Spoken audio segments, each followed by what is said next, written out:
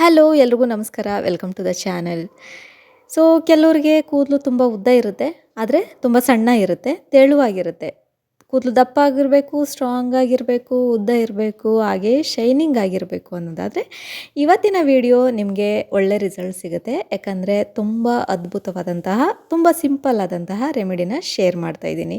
ಇದನ್ನು ವಾರದಲ್ಲಿ 3 ಸರಿ ಅಪ್ಲೈ ಮಾಡಿದರೆ ಸಾಕಾಗುತ್ತೆ. ಹಾಗೆ ಏನೇನೆಲ್ಲ ಇಂಗ್ರೀಡಿಯೆಂಟ್ಸ್ಗಳನ್ನ ಬಳಸ್ತೀನಿ ಅನ್ನೋದನ್ನು ಕೂಡ ಶೇರ್ ಮಾಡ್ತಾ ಇದ್ದೀನಿ. ಇದನ್ನು ಬಳಸೋದ್ರಿಂದ ಕೂದಲು ತುಂಬ ತಿಕ್ಕಾಗಿ, ದಪ್ಪವಾಗಿ, ದಟ್ಟವಾಗಿ ಮತ್ತು ಶೈನಿಯಾಗಿ, ಉದ್ದವಾಗಿ ಒಂದೇ ತಿಂಗಳಲ್ಲಿ ಗ್ರೋ ಆಗುತ್ತೆ. ನಿಮಗೆ ನಂಬೋದಕ್ಕೂ ಅಸಾಧ್ಯ, ಯಾಕಂದರೆ ಅಷ್ಟು ಒಳ್ಳೆ ರಿಸಲ್ಟ್ ಸಿಗುವಂತಹ ರೆಮಿಡಿ ಇದು. ಸೊ ಯಾಕಂದರೆ ಇದರಲ್ಲಿರೋವಂಥ ಇಂಗ್ರೀಡಿಯೆಂಟ್ಸು ಅಷ್ಟು ಪವರ್ಫುಲ್ಲು. ತುಂಬ ಚೆನ್ನಾಗಿ ಕೂದಲು ಉದುರಿರೋವಂಥ ಜಾಗದಲ್ಲಿ ಹೊಸ ಕೂದಲು ಹುಟ್ಟೋದಕ್ಕೆ ಸಹಾಯ ಆಗುತ್ತೆ. ವಿಡಿಯೋನ ಎಲ್ಲೂ ಸ್ಕಿಪ್ ಮಾಡದೆ ಕೊನೆವರೆಗೂ ನೋಡಿ. ಹಾಗೆ ಫಸ್ಟ್ ಟೈಮ್ ನೋಡ್ತಿರೋರು ನಮ್ಮ ಚಾನಲ್ನ ಸಬ್ಸ್ಕ್ರೈಬ್ ಮಾಡ್ಕೊಳ್ಳಿ. ಸೊ ಮೊದಲಿಗೆ ನಾನಿಲ್ಲಿ ಒಂದು 200 ml ನೀರನ್ನು ತಗೊಂಡಿದ್ದೀನಿ. ಒಂದು ಪಾತ್ರೆಗೆ ಒಂದು 200 ml ನೀರನ್ನು, ಅಂದರೆ ಒಂದು ದೊಡ್ಡ ಲೋಟ ನೀರನ್ನು ಹಾಕ್ಕೊಂಡು ಒಂದು 3 ಲವಂಗಗಳನ್ನು ಸೇರಿಸ್ಕೊತಾ ಇದ್ದೀನಿ.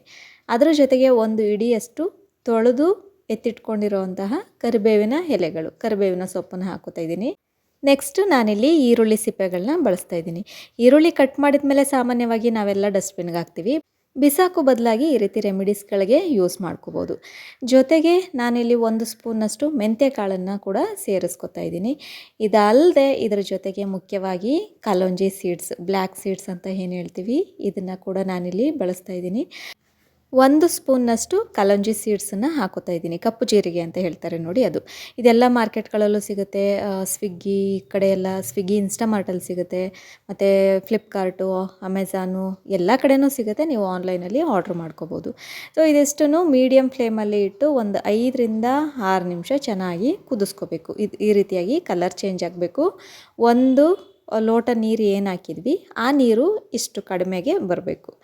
ಒಂದು 1/4 ಕಪ್ನಷ್ಟು ನೀರು ಹಾಕಬೇಕು. ಸೊ ಇದನ್ನು ಇವಾಗ ಒಂದು ಸಪ್ರೇಟ್ ಬೌಲಿಗೆ ಫಿಲ್ಟರ್ ಮಾಡ್ಕೊಳ್ಳೋಣ.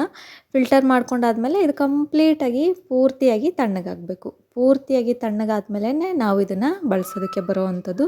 ಸೊ ಇದಾದಮೇಲೆ ಇನ್ನೂ ಒಂದು ಸ್ಟೆಪ್ ಇದೆ, ಇಂಪಾರ್ಟೆಂಟ್ ಸ್ಟೆಪ್. ಅದು ಈ 2 ಸ್ಟೆಪ್ಸನ್ನು ನೀವು ವಾರಕ್ಕೆ 3 ಸರಿ ಅಂತೆ ಬಳಸ್ತಾ ಬಂತಂದರೆ ರಿಸಲ್ಟ್ ಅಂತೂ ತುಂಬ ಚೆನ್ನಾಗಿ ರಿಸಲ್ಟ್ ಕೊಡುತ್ತೆ.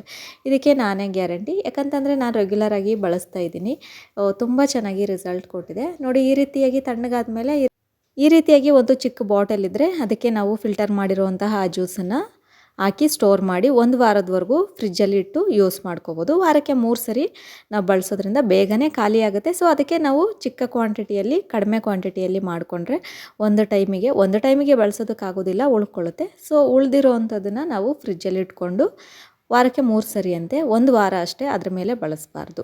ಸೊ ಅಥವಾ ಸ್ಪ್ರೇ ಬಾಟಲ್ಸ್ ಇರುತ್ತೆ, ಸ್ಪ್ರೇ ಬಾಟಲ್ಸ್ಗೆ ಹಾಕ್ಕೊಂಡ್ರೆ ಇನ್ನೂ ಈಸಿ ಆಗುತ್ತೆ. ಇದನ್ನು ಯಾವ ರೀತಿ ಯೂಸ್ ಮಾಡೋದು ಅಂತಂದರೆ, ಫಸ್ಟು ಕೂದಲನ್ನು ಚೆನ್ನಾಗಿ ಬಾಚ್ಕೋಬೇಕು. ಬಾಚ್ಕೊಂಡಾದಮೇಲೆ ಈ ರೀತಿಯಾಗಿ ಡಿವೈಡ್ ಮಾಡ್ಕೋಬೇಕು. ಕೂದಲನ್ನು ಸಪ್ರೇಟಾಗಿ ಒಂದು ಸೆಕ್ಷನ್ ರೀತಿಯಲ್ಲಿ ಡಿವೈಡ್ ಮಾಡಿಕೊಂಡು ಪೂರ್ತಿ ಬುರುಡೆಗೆ ಅಪ್ಲೈ ಮಾಡಬೇಕು.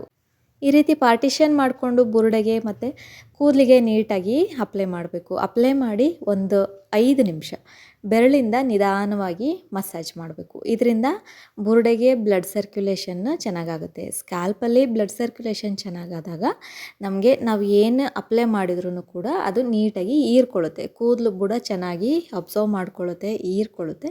ಇದರಿಂದ ನಮಗೆ ಬೇಗ ರಿಸಲ್ಟ್ ಸಿಗುತ್ತೆ. ನಮ್ಮ ಕೂದಲಿಗೆ ಏನೇನು ಬೇಕು ನ್ಯಾಚುರಲ್ ಆಗಿ ಆ ಪೋಷಕಾಂಶಗಳನ್ನು ಹೀರ್ಕೊಳ್ಳೋದಕ್ಕೆ ನಾವು ಮಸಾಜನ್ನು ಅವಾಗವಾಗ ಮಾಡ್ತಾ ಇರಬೇಕು. ಸೊ ಇವಾಗ ಅಪ್ಲೈ ಮಾಡಿ ಆದಮೇಲೆ ಒಂದು 5 ನಿಮಿಷ ಚೆನ್ನಾಗಿ ಮಸಾಜ್ ಮಾಡಿ ಸ್ವಲ್ಪ ಟೈಮ್ ಹಾಗೆ ಬಿಡಬೇಕಾಗತ್ತೆ. ಅಂದರೆ ಒಂದು ಅರ್ಧ ಗಂಟೆ, 1 ಅವರ್ ಬಿಡಬೇಕಾಗತ್ತೆ. ಟೈಮ್ ಇಲ್ಲ ಅಂತ ಅನ್ನೋರು ಒಂದು 10-15 ನಿಮಿಷ ಬಿಟ್ಟು ಬೇಕಾದರೆ ನೆಕ್ಸ್ಟ್ ಸ್ಟೆಪ್ನ ಫಾಲೋ ಮಾಡ್ಬೋದು. ನೆಕ್ಸ್ಟ್ ಸ್ಟೆಪ್ಪಲ್ಲಿ ಆಯಿಲಿಂಗ್ ತುಂಬ ಇಂಪಾರ್ಟೆಂಟ್ ಆಗುತ್ತೆ. ಸೊ ಇದನ್ನೆಲ್ಲ ಹಚ್ಚಿರ್ತೀವಿ. ಕೆಲವ್ರಿಗೆ ಸ್ಕಾಲ್ಪ್ ಡ್ರೈ ಆಗುವಂಥ ಚಾನ್ಸಸ್ ಇರುತ್ತೆ. ಕೆಲವರು ತುಂಬ ಸೆನ್ಸಿಟಿವ್ ಸ್ಕಿನ್ ಇರೋರಿಗೆ ಡ್ರೈ ಆಗ್ಬೋದು, ಸ್ವಲ್ಪ ಅಲರ್ಜಿ ಥರ ಆಗ್ಬೋದು. ಕೆಲವ್ರಿಗೆ ಕೆಲವೊಂದು ಇಂಗ್ರೀಡಿಯೆಂಟ್ಸ್ ಸೆನ್ಸಿಟಿವ್ ಇರುತ್ತೆ, ಅಲರ್ಜಿ ಕೂಡ ಆಗ್ಬೋದು. ಅಂಥವರು ಒಂದು ಫಸ್ಟ್ ಟೈಮ್ ಯೂಸ್ ಮಾಡ್ತಿದ್ದೀರಾ ಅಂತಂದರೆ ಒಂದು ಪ್ಯಾಚ್ ಟೆಸ್ಟನ್ನು ಮಾಡಿಕೊಂಡು ನೆಕ್ಸ್ಟು ಯೂಸ್ ಮಾಡೋವಂಥದ್ದು ಒಳ್ಳೆಯದು. ಫಸ್ಟು 1-2 ಅಪ್ಲಿಕೇಶನಲ್ಲಿ ಸ್ವಲ್ಪ ಏರ್ ಫಾಲ್ ಆಗ್ಬೋದು, ಬಟ್ ಅಡ್ಜಸ್ಟ್ ಆದಮೇಲೆ ಇದು ಚೆನ್ನಾಗಿ ಹೊಂದ್ಕೊಳ್ಳುತ್ತೆ, ಏರ್ ಫಾಲ್ ಕೂಡ ಕಡಿಮೆ ಆಗುತ್ತೆ. ನೆಕ್ಸ್ಟು ನಾನಿಲ್ಲಿ ಅಪ್ಲೈ ಮಾಡ್ತಾ ಇರೋವಂಥ ಆಯಿಲು ಹೋಮ್ ಮೇಡ್ ಆಯಿಲು. ಇದರಲ್ಲಿ ನಾನು ಕೆಲವೊಂದು ಮೇಯ್ನ್ ಇಂಗ್ರೀಡಿಯೆಂಟ್ಸನ್ನು ಆ್ಯಡ್ ಮಾಡಿ ಪ್ರಿಪೇರ್ ಮಾಡಿರೋವಂತಹ ಆಯಿಲು. ಈ ಎಣ್ಣೆ ಯಾವುದು, ಇದಕ್ಕೆ ಏನೇನೆಲ್ಲ ಇಂಗ್ರೀಡಿಯೆಂಟ್ಸ್ ಹಾಕಿದ್ದೀನಿ, ಹೇಗೆ ಪ್ರಿಪೇರ್ ಮಾಡೋದು ಅನ್ನೋದು ತಿಳ್ಕೊಬೇಕು ಅಂತಂದರೆ ನೆಕ್ಸ್ಟ್ ವಿಡಿಯೋನ ಮರೆದೇನೆ ನೋಡಿ, ಯಾಕಂದರೆ ನೆಕ್ಸ್ಟ್ ಈ ವಿಡಿಯೋನ ಅಪ್ಲೋಡ್ ಮಾಡ್ತಾಯಿದ್ದೀನಿ. ಸೊ ಎಣ್ಣೆನ ನಿಮಗೆ ನಿಮ್ಮ ಏರ್ ಲೆಂತಿಗೆ ನೋಡಿಕೊಂಡು ನಿಮ್ಗೆ ಎಷ್ಟು ಬೇಕೋ ಅಷ್ಟು ಎಣ್ಣೆನ ತೊಗೊಂಡು ಸ್ವಲ್ಪ ಉಗುರು ಬೆಚ್ಚಗೆ ಮಾಡಿಕೊಂಡು ಪೂರ್ತಿ ಕೂದಲ ಬುಡಕ್ಕೆ ಮತ್ತು ಪೂರ್ತಿ ಕೂದಲಿಗೆ ಚೆನ್ನಾಗಿ ಅಪ್ಲೈ ಮಾಡಿ. ಒಂದೇ ತಿಂಗಳಲ್ಲಿ ನಿಮಗೆ ರಿಸಲ್ಟ್ ಗೊತ್ತಾಗುತ್ತೆ. ಸೊ ಯಾಕಂದರೆ ಅಷ್ಟು ಪವರ್ಫುಲ್ ಇಂಗ್ರೀಡಿಯೆಂಟ್ಸನ್ನು ಆ್ಯಡ್ ಮಾಡಿರೋದು ಇದರಲ್ಲಿ. ಈ 2 ಸ್ಟೆಪ್ಸು ಕೂಡ ತುಂಬ ಚೆನ್ನಾಗಿ ರಿಸಲ್ಟ್ ಕೊಡುತ್ತೆ. ಕೂದಲು ತುಂಬ ಶೈನಿ ಆಗುತ್ತೆ, ಉದುರಿರೋ ಅಂಥ ಜಾಗದಲ್ಲಿ ಕೂದಲು ಚೆನ್ನಾಗಿ ದಟ್ಟವಾಗಿ ಬೆಳೆಯುತ್ತೆ. ಕೆಲವ್ರಿಗೆ ಕೂದಲು ತುಂಬ ಉದ್ದ ಇರುತ್ತೆ, ಚೆನ್ನಾಗಿ ಗ್ರೋ ಆಗ್ತಾ ಇರುತ್ತೆ, ಆದರೆ ವಾಲ್ಯೂಮ್ ಇರೋದಿಲ್ಲ, ದಪ್ಪ ಇರೋದಿಲ್ಲ. ಯಾಕಂತಂದರೆ ಕೂದಲು ಉದುರ್ತಾ ಇರುತ್ತೆ.